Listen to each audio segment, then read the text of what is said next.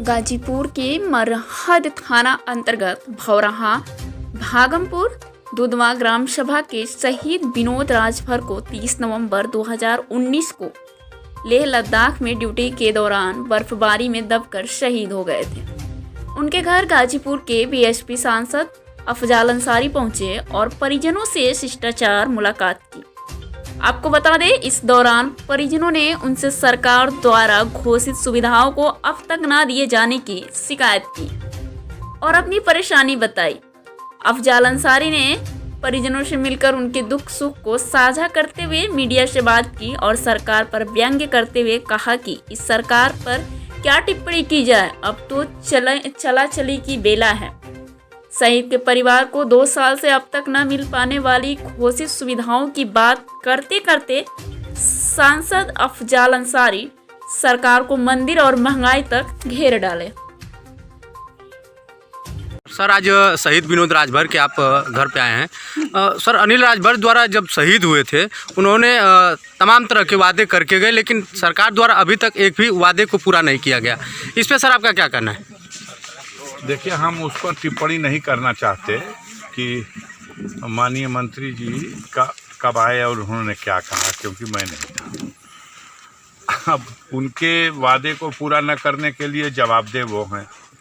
हम उस पर क्या कहें। अफसोस की बात है कि कल ही देखिए, अभी भवानी नंदन यति जी महाराज ने कहा कि सभी पुनीत कार्यों से भी ऊपर है राष्ट्र भक्ति, और राष्ट्र की रक्षा में जो बलिदान देते हैं उन शहीदों की याद में सबसे पहले उनकी स्थापना होनी चाहिए। उसके बाद कोई मंदिर है और कोई काम होना चाहिए, पहली प्राथमिकता। सर, प्रदेश में जो रोडें हैं उनके काफ़ी खस्ता हाल है। जंगीपुर विधानसभा की सड़कों को आपने देखा होगा, इस पे आपका क्या कहना है? अब जोगी जी तो कहते हैं कि पूरे प्रदेश में चकाचक सड़क है, गड्ढा मुक्त सड़क है। धरातल पर जनता देख रही है कुछ। ये लोग जो प्रेस में बोलते हैं आप लोगों के माध्यम से, टीवी और अखबार के माध्यम से, तो ऐसा प्रतीत होता है जैसे कोई तकलीफ है ही नहीं, सब सुख ही सुख बीत रहा। लेकिन वास्तविकता तो यही है कि आज जो बेरोजगारी है, बढ़ी हुई महंगाई है, जिस तरह से एक आम आदमी का जीवन कष्टदायक हो गया, भ्रष्टाचार इतना है कि खुलेआम घूस लिए बगैर कोई काम भी नहीं हो सकता। हर क्षेत्र में सरकार विफल है।